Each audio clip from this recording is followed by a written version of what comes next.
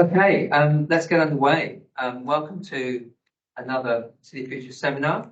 I'm very pleased to introduce my colleague, Dr. Chris Martin, who'll be presenting today based on an Huri report recently published that Chris led and shaped and shot through the process remarkably quickly and extremely well timed as well, because it coincides with the expected publication of a discussion paper from the federal government on the promised National Housing and Homelessness Plan. And essentially what Chris has created here is a template for that project. And it's pretty unusual to have a research report that necessarily takes quite a while to produce, that is so well timed. So well done, Huri, for spotting that idea probably 2 years in advance and realizing it could be topical, because it certainly is. And well done for Chris, because he managed to push it through and not lose any time. So before we go any further, I'd like to acknowledge that we're meeting on Aboriginal land, and we're talking about the Bidjigal land, the Bidjigal people here in UNSW Kensington. And I'd like to pay my respects to elders past and present, and any Indigenous Aboriginal people who may be in the audience. And with that, I think I'll just very, very briefly introduce Chris and his profile for anyone who isn't aware of that already. Chris is one of the most prolific housing researchers in Australia, particularly through Huri, but also through various other channels. And he's kind of known for his being the guru of rental regulation, which is a pretty specialist topic, but actually Chris goes much, much wider than that, as demonstrated particularly by today's presentation. So I'll hand over to Chris at that point. Thank you, Howard.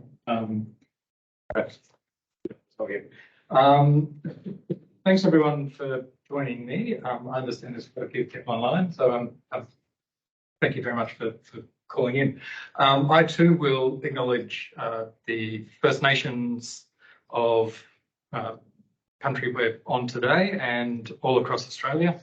Australia's First Nations never ceded their sovereignty nor their property. However, the original owner-occupiers of Australia are now mostly renters, and of First Nations renters, most rent from a private landlord. As Hal says, this is a project that pitches into a current topic of conversation, a political conversation and development. It's very much towards an Australian housing and homelessness strategy. What we've attempted to do with this research project is put together the resources, some ideas and facts and problems that we hope can guide the development of a national housing and homelessness strategy or plan, or whatever it happens to be called. Here's the report to look out for when you go searching for it after this presentation. It's on Huri's website, and I'll acknowledge my co-authors, Julie Lawson from RMIT, Vivian Milligan from here, Chris Hartley, Hal, and Jago Dodson from RMIT as well. So our two overarching aims for the project were to substantiate the rationale for a national housing and homelessness strategy, why we should have a strategy, arguably not having had one so far. Also, to that end, we were looking at understanding national approaches to policy in Australia and in other countries, particularly where they have adopted national housing strategies in a way that we have not yet done. So that first initial question, why a national strategy? Well, broadly, strategies help coordinate action in complex areas with diverse actors, which is definitely housing and homelessness. But arguably, we've never had a formal national strategy. We have a national strategy for feral cats, but not for strategy for housing. just in terms of what we did, how we went about this project, the sources are in academic and policy literatures on housing, homelessness, governance, finance, and Australian federal relations. We also did interviews with expert stakeholders, practitioners in Australian policy development, housing and homelessness, but also in federal relations, public finance. And we did a workshop as well with that sort of expert. I'll be abstracting pretty hard from those experts in a moment. So, as I say, housing and homelessness, complex problems. They're complex in that they cross over other policy areas. They cross over levels of government. There are diverse causes for these problems, and by the same token, if you can resolve them, you get diverse benefits. In the report, I won't go over this in detail now, but in the report we've presented some fairly succinct problem statements across the range of housing policy issues there to give an indication of that complexity and how they cross over areas of government and other policy areas, and also just an up-to-date state of the art for each of these aspects of housing policy. So I'll give just one example coming out of them, and that's the topmost of the list there: home ownership. Home ownership is a complex problem. Australia has been a majority home ownership society since the end of the First World War. We had a very rapidly increasing rate of home ownership to the mid-1960s, at which point it peaked over 70%, but it's been slowly declining ever since then. Home ownership has had in that growth period, had a particular function around being a stable place for a person to conduct their working life, and then also to have as the place for a low-income retirement. That sort of function is now quite transformed, where home ownership is the function of home ownership is as an asset for financing other sorts of investment or other accommodation arrangements in your old age, for financing home ownership, for rental property ownership, or the home ownership of one's heirs. The sort of policy array around this growing home ownership society has changed as well. Originally, we had an array of policy elements that encouraged home ownership and facilitated that increasing home ownership rate. War service home loans, sales of public housing properties, subsidised finance for building societies, rent control, a tax and transfer system that privileged ownership. And we've kept a large number of those policy elements. We've also lost a few, particularly sales of public housing and rent control. And this is what I mean by the complexity. Although we've kept so many of those pro-home ownership elements of our policy, we've removed some elements from the policy array, instituted others, different terms of finance for housing investment, different taxation arrangements around capital gains tax, and a further privileging of home ownership through changed tax arrangements. And what was originally a pro-home ownership policy array is now much more about benefits for existing homeowners relative to people who are outside of home ownership. That's the sort of policy complexity which crosses over different policy areas that we're picking up in this report in each of those areas. So in terms of finding a way through the complexity of housing and homelessness problems,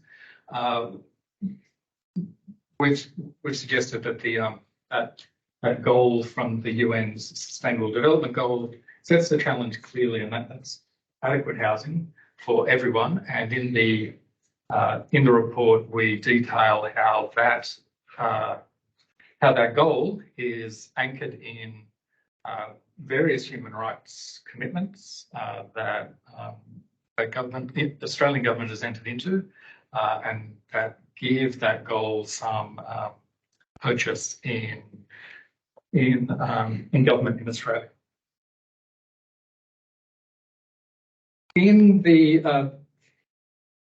report, we've tried to present again as a way of resourcing policymakers and advocates and other people involved in the discussion around a national strategy, some new thinking about complex problems. There is, at large in the world at the moment, a sense of a new ambition for governments as they tackle the complex problems of that we're all facing today, particularly in relation to climate change in the environment.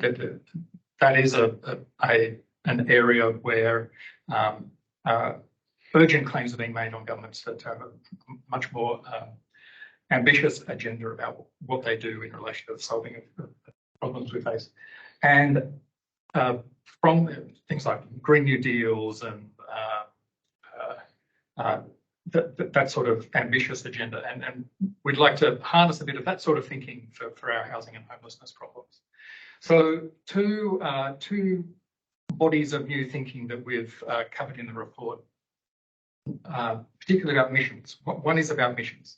So here we're drawing on the work of Mariana Mazzucato, an economist who's quite a charismatic and prominent presence in current policy, public policy discussions, and her mission-oriented approach to economic development, public policy. And this is really tapping into that call for a new ambition in public policy. It's against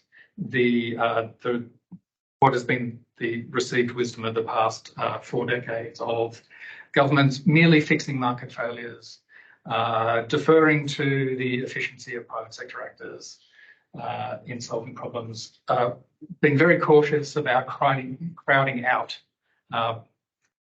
private for-profit interests. Instead, this sort of mission-oriented approach is much more about deliberately and consciously governments shaping markets, setting directions for economic growth or economic activity, and the state taking its reward in some respects in terms of the property rights or the income that is derived from the new investments that it makes. We've also set out some of the new thinking about money that has also helped inform and be inspired by these calls for a new ambitious agenda for governments. And and also informed by the experience of the global financial crisis 15 years ago, and also of responses to the economic shock at the beginning of the COVID pandemic. And this sort of thinking is about taking money seriously as an institution of law and government and as a system of credit, and not as the scarce commodity that the language of having to find money for certain purposes that tends to encourage. So this is about taking seriously money's reality as something that governments in their central position in contemporary finance systems at the top of the financial hierarchy ultimately issue and guarantee the public money that we all use in Australia and countries around the world, and the sort of expanded scope for policy that appreciation of money as a creature of government opens up. And this might include monetary financing and government spending. So the way money is created by banks, including the central bank, and using that money creation to directly finance government spending for public purposes. Or it might be a stronger hand in the allocation of credit, whether that's by private banks or by state-owned investment banks.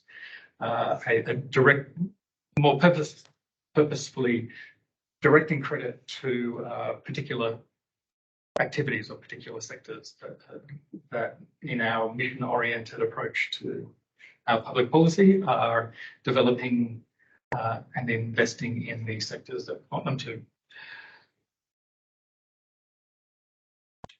So that's the sort of new thinking that we hope policymakers and advocates might look further into, follow some of the leads in the report as they go about advocating for a national housing and homelessness strategy, thinking about a national housing and homelessness strategy.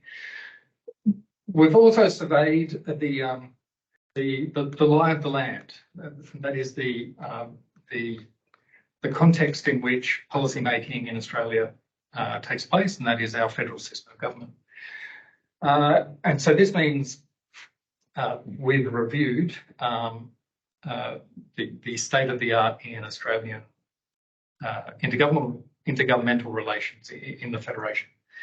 So the long trend in Australian, this is familiar to anyone, the long trend in Australian government has been for an expansion of the Commonwealth's role, the Commonwealth's powers in very many areas of economic and social life. Lately, that's become more complicated. It's no longer the simple, the relatively simple expansionary trend that we've seen in recent years, particularly with a concern that the Commonwealth, well, the High Court in particular, of identifying a constitutional basis for the Commonwealth's spending in different areas that has to be linked to a Commonwealth head of power. On that, Australia's constitutional arrangements allocate to the Commonwealth specific powers. Very few of these are exclusive of the states. So even as the Commonwealth's powers have expanded and the Commonwealth has risen relative to the states still do have wide-ranging general powers, including in relation to housing and homelessness, which is nowhere mentioned in the Australian Constitution. That's a state matter. But the Commonwealth's powers, stated powers in relation to money or taxation, finance, banking, all of those things give the Commonwealth a very substantial role in housing policy. Even the Commonwealth's foreign affairs power has been used to effect housing policy in a particular way. I'll come back to that in a moment. But the way to characterise this sort of arrangement is as a concurrent federation. The Australian Federation is a concurrent federation in which, in different areas of policy, both levels of government, Australian and state, both levels of governments will be active, and they need to work together somehow. That working together is something that the Commonwealth doesn't, that the Constitution doesn't say very much about, and it's those intergovernmental relations are very much conducted at a sub-constitutional political level. For nearly 30 years, the institution for the main institution for intergovernmental relations in Australia was COAG, and the Council of Australian Governments, chaired by the Commonwealth with participation by each of the states and territories. And there was a an ongoing conversation around how this institution would operate, and the main theme of that was cooperative federalism, a cooperative working together of the government. And there was this discussion or this discourse around cooperative federalism had some themes. Accountability, and COAG did have, particularly later in its period under the Rudd government, had some significant accountability bodies attached to it, the COAG Reform Council in particular, but also some principles of intergovernmental relations like subsidiarity, that is that the work will be done at the lowest possible level of government, closest to the people. It was an idea in development. Some of these other themes of the conversation were not so productive. Like the constant theme is vertical fiscal imbalance. So the fact that the Commonwealth has a taxation power, and a big part of its centralisation or expansion of power was its expansion of its taxation to the effective exclusion of the states in some areas like income tax. Vertical fiscal imbalance keeps coming up in the discussion about intergovernmental relations in Australia. And there's this anxiety about there's too much vertical fiscal imbalance. How do we fix it? How do we give taxation power back to the states? I'd like to suggest that that our new way of thinking about money might help dissolve that stumbling block. That there isn't actually a shortage of money that can be experienced between the different levels of government, and that the Commonwealth has a unique position. It's not one of mere imbalance. It's a difference in kind, and if we can get our heads around that and respect that, then perhaps some of the vertical fiscal imbalance contention can dissolve away, and we instead have a conversation about accountability and subsidiarity. This conversation around intergovernmental relations was rudely interrupted in 2014 by a particular process called the Reform of the Federation White Paper process. It was a debacle. It really derailed this conversation. It knocked out the COAG Reform Council, amongst other things. It also just it was conducted in terms of states and the Commonwealth being sovereign in their own spheres and not being concurrent at all, but separated. It made no sense, and it was a disruptive, unproductive intervention in the conversation. However, it has meant that we're at a point now where, during the COVID emergency, COAG was abruptly terminated, replaced with the National Cabinet, and it has some of the similar architecture to COAG.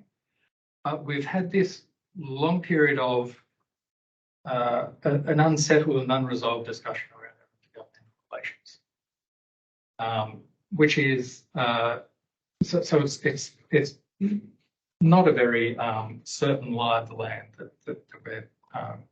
that we're navigating in looking towards a national housing strategy. Part of the national cabinet, part of the architecture of the national cabinet, as I've indicated on the slide there, is we do now have a housing and homelessness ministers' council, but in the architecture, as it's called, this ministerial council is a short-term one. It's there for 12 or 24 months. Some of them are ongoing, but this is supposedly a priority area, and it's countenance that National Cabinet will shift its attention away from it at some point in the near future when the problems are all fixed. Well, what are the prospects of that? Just looking at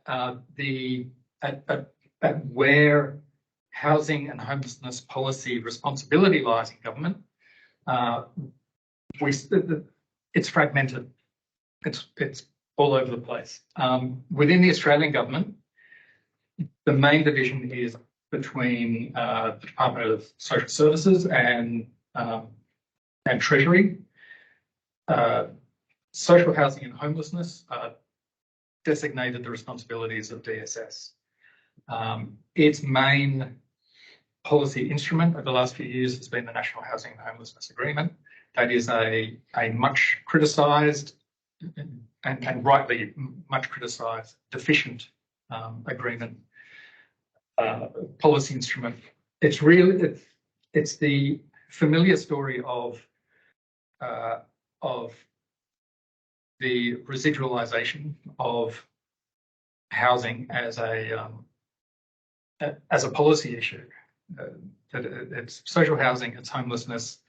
It hasn't had a priority accorded to it by government, and policy development has really languished. Within DSS is also responsible for Commonwealth Rent Assistance, for example. Commonwealth Rent Assistance isn't, in terms of the dollars, is some multiples of what goes to the social housing system now. But again, that's an area of policy that is there are well-known problems with it.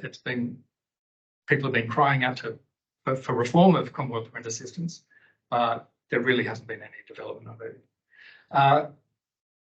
In the meantime, housing affordability and supply are the nominated responsibilities of the Treasury. It has a number of institutions within the Treasury portfolio that are working on housing. The most significant of these is NIFIC, the National Housing Finance and Investment Corporation, a statutory corporation. It originally, it's only 6 years old now. It was established by the Morrison government, one of the very few things that Morrison did in relation to housing, basically as a finance institution for community housing, although it's picked up several more functions along the way and is also developing its housing policy expertise. This is to go back to that point I made earlier. Its statute expressly invokes the international human right to housing in Australia's international obligations, which is an interesting foundation for a housing policy initiative at the Commonwealth level. A couple of other things: National Housing Supply and Affordability Council, a new, currently interim, but a new policy advisory body that is the subject of legislation before the Parliament. There's also a housing accord that we saw last year. It was announced in October last year, a Treasury facilitated accord between the Commonwealth Government, states and territory governments, and also industry, finance, development industry, and it very much gives an indication of the Treasury approach or view of the world, about how to most efficiently bring in private sector investment into housing, particularly in the form of new build-to-rent developments, and also private financing of social and affordable housing. Also, something we've spent a little bit of time on in the report is looking at the RBA and APRA as housing policy institutions. They're not considered as such in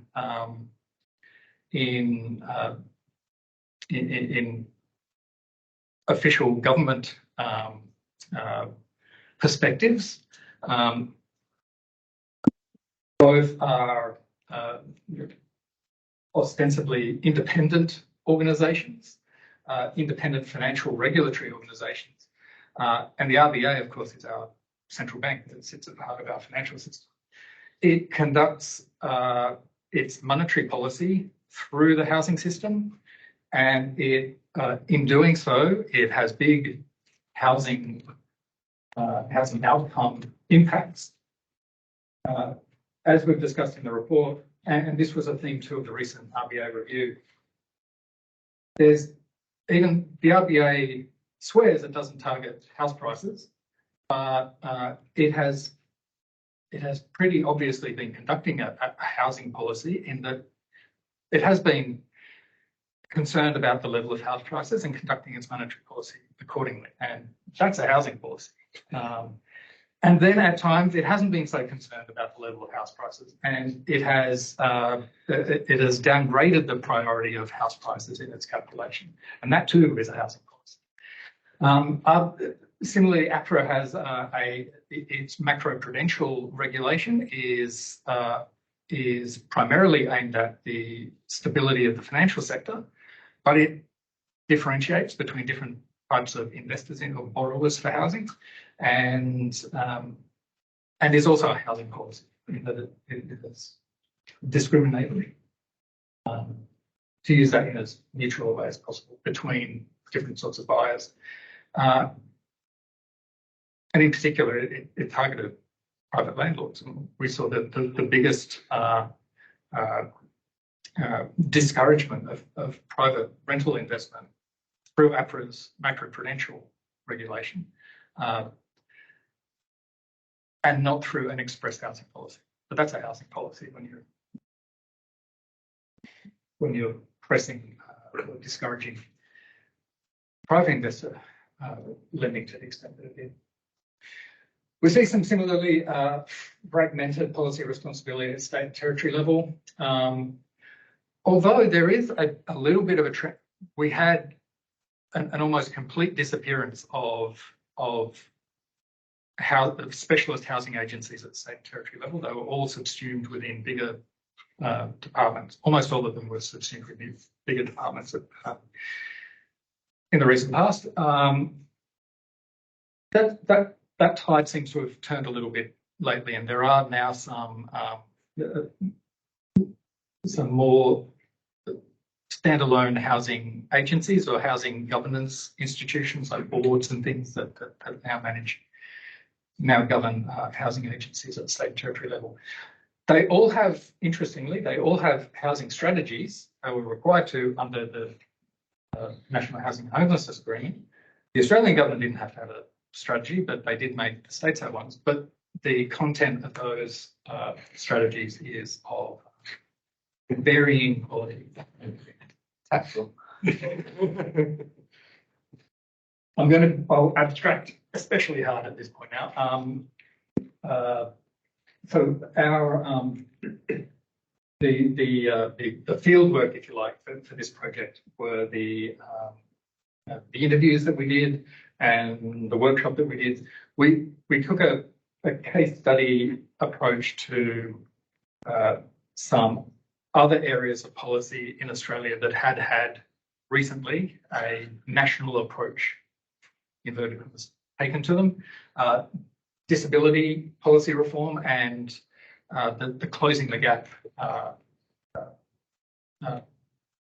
policy agenda for First Nations Australia. And this is me distilling really hard from it, from those case studies and that workshop. The first thing that comes out of all of the people we talked to was just how processual a national approaches are in terms of disability policy or closing the gap. The making of a strategy is a process. It's a strategic process in itself. A national policy doesn't spring fully formed from the head of any particular policymaker or advocate. It's a process of making a constituency to support the reform and building that constituency to continue the reform process. A good starting point we found in both these was international obligations, both the disability, the national disability reform process and closing the gap. It did help to kick them off that Australia had entered into international obligations in both those regards. And it was a good point on which policymakers could engage in the initial stages of making those national policies. a dedicated lead agency hasn't been a feature of some of these national approaches, and it's been felt as a particular lack. That's the case for disability policy, especially where we do have the NDIA, which is a new agency of the Commonwealth Government, but it doesn't have a policy development function. And other aspects of the disability policy, apart from the NDIS, the National Disability Insurance Scheme, really haven't progressed very far. And that's largely, according to the people we spoke to, the strong feeling is that they need a lead agency to push those other aspects of disability policy forward. And accountability was a theme that came out strongly from participants in those reform processes and in the workshop. Accountability, not just about showing value for money or a narrow cost benefit analysis, but about a commitment to the constituency that's been built and to the wider public that is meant to be served by these policies. I'll be abstracting pretty hard too from the international case studies we looked at. So there's much more in the report on these. We looked especially at Canada, which in 2017 announced that it would have a national housing strategy. And that was really a bit like Australia. There was a return to policy by a federal government that had been missing. They'd gone missing in an even bigger way than our Commonwealth government had. Some interesting and important innovations of the Canadian strategy have been that it has expressly taken a human rights approach. It has a statutory basis. There's a National Housing Strategy Act. It has established some statutory agencies that are meant to advise on the strategy, and also an accountability agency. The Office of the Federal Housing Advocate is supposed to conduct research and keep the government honest on its progress on the strategy. However, speaking to Canadian experts, their great criticism of the strategy was that it has a narrow focus on affordable rental housing provision, and particularly the subsidies for affordable rental housing.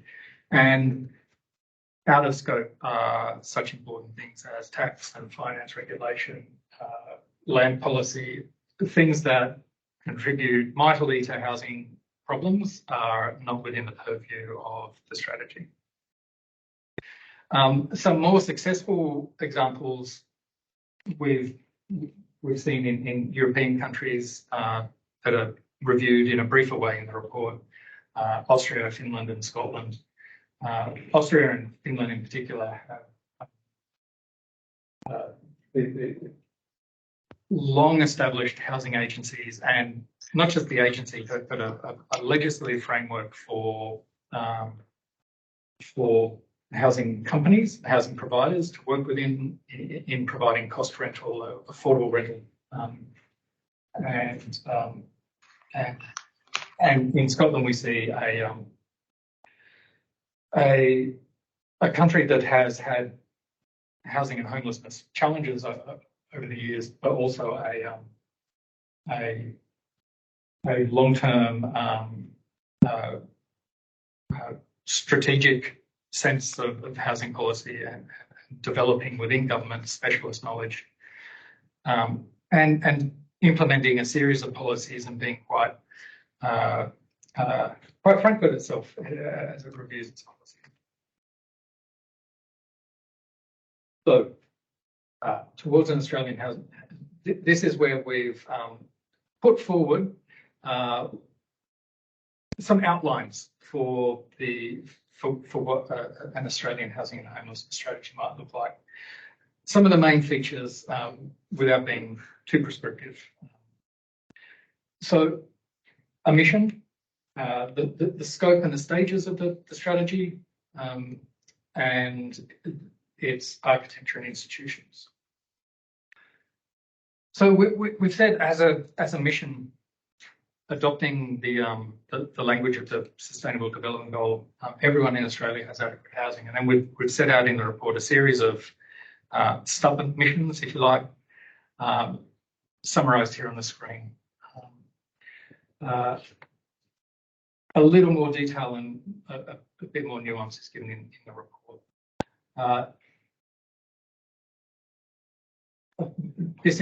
This is something to spend a little more time on. As I said, a strong theme of our discussions with practitioners and other experts was the process of the strategic process of making a strategy. So we've sort of scoped out a strategy in this diagram. Down there in the bottom left, that's the conventional core of housing and homelessness strategy policy in Australia. That's what the National Housing and Homelessness Agreement is focused on. To the detriment, as we've said, of the strategy of housing, of that agreement, and of housing policy more generally. So there's that established core policy area. We've suggested that there are some other policy areas that can be immediately regarded as being within the scope of national strategy. And these include rental assistance and first-time buyer assistance, residential tenancies law, and also issues about residential building quality and accessibility. These are things that are that we should already be thinking of as core areas for housing policy. Looking a little more widely, areas for alignment with those housing missions that we set out before: housing-related taxation, housing finance, and planning and development. We've sort of scoped these out as policy areas where there are some pretty significant institutions to take on and to bring into alignment with our missions. This is where that constituency building may take a little more time, and where the proponents of the strategy, advocates, housing policymakers, may need to get a little more capacitied up before taking on some of those institutions that jealously guard their independence, like the Reserve Bank and APRA. And it may be that in those cases that it is very much about opening up lines of communication, and rather than having anything very prescriptive ready to go in. Whereas in relation to residential tenancy law, I think we have a fairly well-developed agenda for tenancy law reform already. And then a wider array of policy areas where there is where we need more articulation with those housing missions, but it's a much more wider-ranging conversation. So just quickly,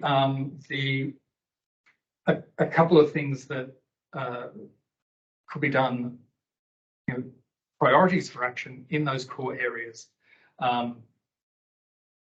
We know from the latest research out of the City Futures Research Centre that we've got projected almost a million households who will be in unmet housing need by 2041. We need an additional 942,000 social and affordable housing dwellings to meet their need over the next almost 20 years. That's the ambitious goal that reform of that core area of policy needs to take on. And it's a prime candidate for some monetary financing by government and that's the most cost efficient way of financing that sort of investment. NIFIC loans NIFIC loans plus government capital grant. More detail in the report. And as I say, these new core areas where there are some pretty clear actions and objectives that could be taken already in relation to first home buyer assistance, shifting away from the grants that have been so unproductive over the last couple of decades now. Rent assistance reform, expanding it to everyone who's in rent stress. There's a constitutional issue there that is properly taken on by a national strategy. And tenancy law reform. We've already got some steps towards that, hopefully, in the National Cabinet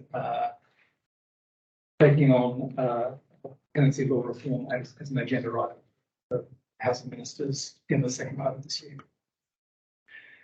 And then these are those outerlying areas of the scope and the stages of the policy. So some architecture and institutions have after the Canadian model, we're proposing have an Australian Housing and Homelessness Strategy Act, including some new statutory agencies, a Consumer Council for a consumer voice across all of the different policy areas, homelessness, renters, social housing, first home buyers and new home buyers, recent home buyers there isn't really a consumer voice for them in an organised way. That's something that could be part of an agency like that.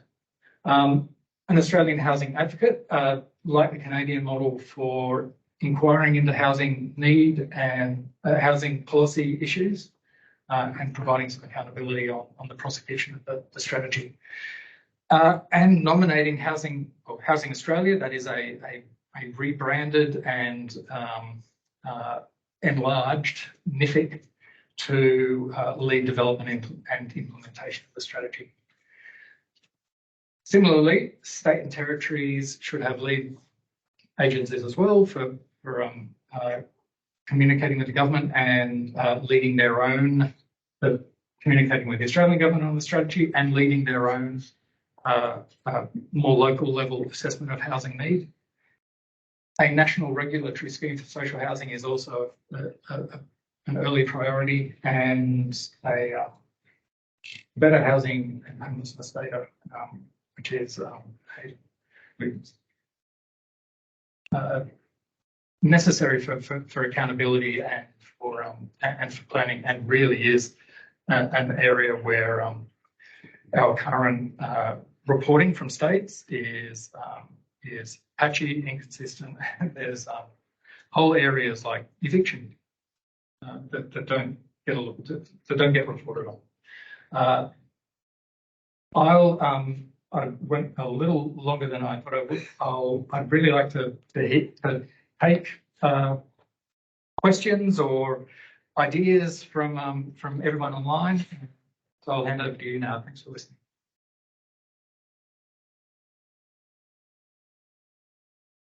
Thanks very much, Chris. Who in the room, to begin with, would like to comment or ask a question? Richard and Andrew. Andrew first. Oh, sorry, you go. No, you go first. Okay, thanks. Thank you, Chris. Very interesting. I have a question around, or maybe you could elaborate a little bit more on what you think the rooting things in the international obligations, our international commitments, why you think that could be useful? Because I guess I have a little bit of skepticism around that, partly because, and this is a point I've sort of stolen from like Peter Madden and David Marcuse, but they basically point out that if you look at government policy around the developed world, they all talk about the importance of people having a right to safe and secure housing, right? So there's a lot of lip service to that already. And if you look at the Australian state level housing and homelessness strategies, they often start with that same kind of discourse. The problem is that they assume that can be achieved with the current sort of private market-led policy approach. And so I wonder, is there something special about rooting it in international agreements. And the other reason I'm a bit skeptical is because, of our commitments around refugees and asylum seekers. That's not gone terribly well either. So, That one. How to you, Chris? Yeah, fair enough. But all it did come out of talking with people in this project. Well, came out of two places.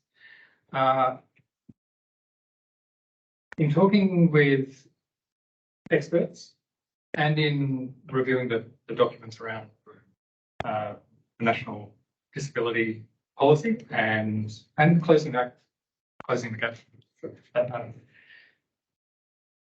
International obligations were significant in kicking those things off in those particular processes. They were significant in kicking them off. So we had there was the Convention on Rights of People with Disability, and that kicked off, and UN Declaration on Rights of Indigenous Persons. They do, as well as being a starting point for conversations with policymakers. There is also in the international forums in which there's commentary made. Well, and on the right to housing, for example, there's commentary made. Increasingly, there are governments that are admitting complaints to the committee, and comments and findings can be made on complaints about breach of the right. And that development of stated rights, this ongoing discursive development of them, is also influential. So, in particular, in the disability policy, there was a real. I mean, we've had disability policies, more abusive disability policies for decades, but that convention effected a real change in themes around participation, and that was reflected in policy making domestically as well. So there's some evidence that they can be useful, but you're right not to be critical or to have a little bit of skepticism. Yeah. You've toned it down a bit though. So there is a bit of evidence on the other side. Yeah. Richard? Yeah, well, number one, I want to thank you. This is what I would imagine is one of the biggest issues that this department talks about. On the one hand, housing, it's a UN human right. It's something about where do we sleep at night. On the other hand, residential housing is a $10 trillion asset to Australia, 10 times the national debt. It's big money. And you can imagine that for some people, they just say, where am I going to sleep? To others, it's dollar signs. So I want to know, as you do this, do you see this as largely a political issue more than a technical issue? How does that come about? But also I want to know, because you had a slide and it said options between owning and renting. And I wanted you to just talk about that. Is there something that would break down that barrier between I'm worried about where I'm sleeping and I'm just worried about dollars? One of the submissions that we proposed, and I think this is the one that you spotted, was around a housing system that provides more genuine choice, including between owning and renting. I think does that sound like the sort of Sounds like sort of thing? Yeah. It was a quick version that I put up on the screen. And yes, that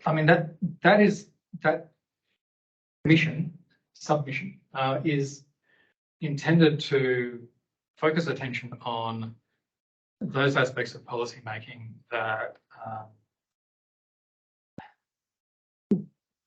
that give people, well, they have given people with money to spare or with housing wealth behind them and credit to spare to spend that on even more housing, either their own housing and there's a real resource issue there. I mean, it becomes a bit profligate of housing real resources when people are doing up their kitchens every couple of years and that sort of development, or spending it on other people's housing,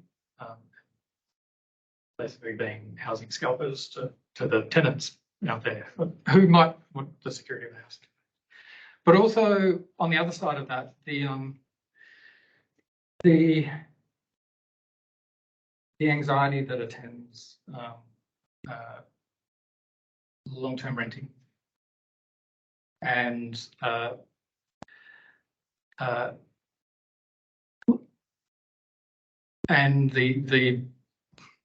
the dissatisfaction that people who are renting long-term have in that situation, and how we might, having that as a goal or an objective when we're considering any number of policies that might affect that sort of choice that people are presented with, and how unsatisfactory so many people find it. They feel that they're not really getting a choice about it, and if they're renting long term, they're on the losing side of an opening divide in our society.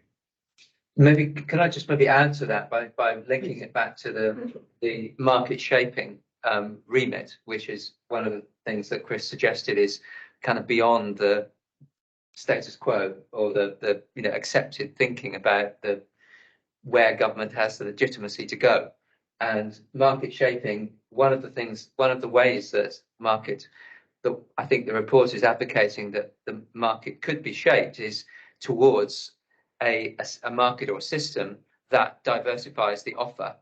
And that's partly about tenure and a real choice between two different forms of housing occupancy, which is less one-sided than it is at the moment. But it's also, I think, potentially about forms of physical forms in the market. It's about the polarization of the housing production system that we're familiar with in Australia, which is extremely weighted towards a kind of dual polarization. On the one hand, in inner cities, relatively small apartments, mostly destined to be rented, and in suburbs and outer areas, mansions or at least large housing, and nothing very much in between, and nothing very much in the missing middle, which is as it's often referred to. So that's it's kind of, I think, saying that one of the ways that you could try to shape the market is to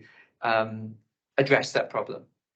So not just about tenure, but also I think possibly about physical form, and maybe also about the form of production as well. Because one of the reasons why we have such a polarized set of products is that we also have a very polarized production system which is highly dependent on private developers building for individual purchasers.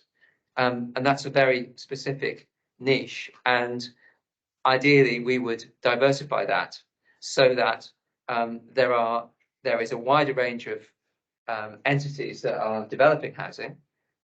In other words, not-for-profits and governments, for example, as well as probably smaller house builders than currently can often survive, and also the product which they're creating. So, any other questions in the room, Bruce? Yeah, where does your report stand on negative gearing issues? That's one of those. It's in there. It's in there pretty briefly because it's in that scoping where we said housing taxation is sort of that next level of next frontier of policy issues to really bring into alignment with these housing issues. Right. There is such a familiar agenda around taxation, and so things like reforming negative gearing, and well, I guess, and also capital gains tax discount. The capital gains tax exemption, but there's better ways of taxing owner-occupiers working housing. That was through a broad-based land tax. There's a bunch of what are really familiar tax reform ideas that have been around for a while that famously did not get up at the election before the last one, and that the present government felt the need to retreat from. But in terms of prosecuting the case for them, I mean, we've recognised that the present government has taken a step back from them. And so we've said this is something that needs, even though everyone says this about land tax.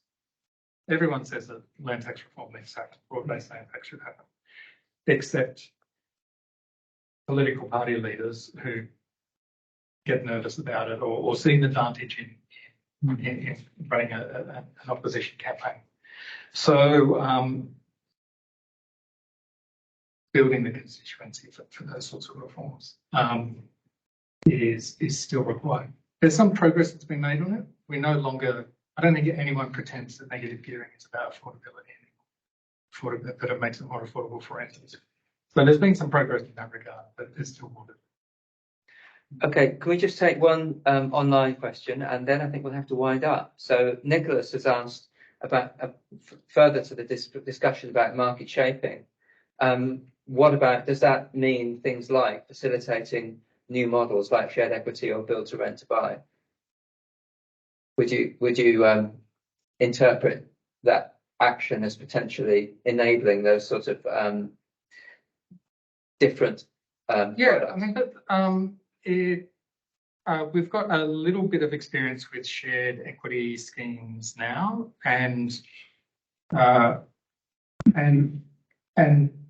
I think there's a prospect of shared equity schemes being a much more significant form of assistance for first home buyers, and shifting away from the cash grants and the stamp duty exemptions that we've had previously. In terms of, so that's a form of assistance that comes with some strings attached to that equity share that the assistance provider draws back when the property is transferred or at some later date. So that's in terms of that's definitely something that should be on the agenda for affecting that shift away from our current major first-time buyer assistance schemes. I think there's more to be learned from overseas examples of the shared ownership model, shared ownership models, and avoiding the pitfalls or some of the disadvantages or indeed scandals that have been experienced in other places where shared ownership has become a big part of housing assistance. Maybe we can avoid those pitfalls all the better by having a clearer mission in mind about just what the goal of housing assistance policy should be, and that it's about adequate housing and security and people making a home. And if we want the security of owning part of it, then there may be a place for that sort of product, but informed by the experience of other places where it's been used as a cash cow, and not really challenging the thinking that got us into all of this trouble about housing, about organisations and people getting rich through housing. Okay, and on that note, I think we should probably call it to a halt. So thanks very much, those of you online who stayed with us and in the room as well. And thanks, Chris. That was terrific. Well,